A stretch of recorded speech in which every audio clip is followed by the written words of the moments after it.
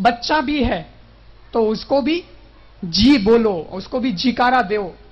आप लड़को टावर कोई भी है तो भी आप उन्हें बढ़िया बोलो, सम्मानजनक शब्दों का उपयोग आप करो तो एक नया आनंद आता है।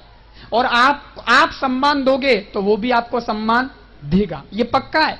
मां अपने बेटा ने बोले ए बेटा थूयूं कर दियो, थूयूं कर दियो, थूयूं कर दियो, बेटो भी बोले मां थूयूं कर दियो, थूयूं कर दियो।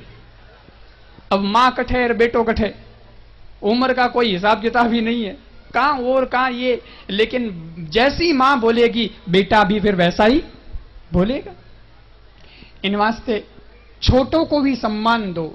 अगर छोटे का अपमान करोगे ना तो वो भी आपका अपमान करेगा।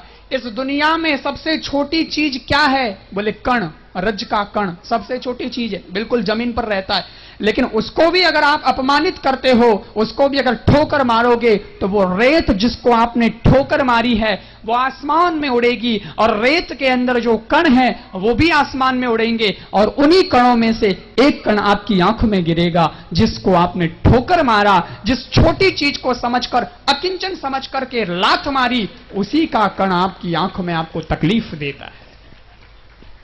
इसलिए कभी किसी को छोटा मत समझो और छोटा समझ करके उसका अपमान मत करो।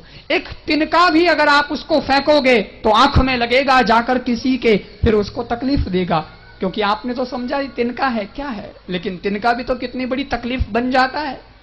तो छोटे को देखकर जिए, मतलब छोटे बनकर जिए, और छोटों का सम्मान करके जिए। और छोटों का सम्मान करके जिए उसमें एक और अर्थ है, वो ये है कि आप हमेशा कितने भी बड़े क्यों ना बन जाएं, लेकिन अपने को बड़ा मत समझो, अपने को हमेशा छोटा समझकर जियो।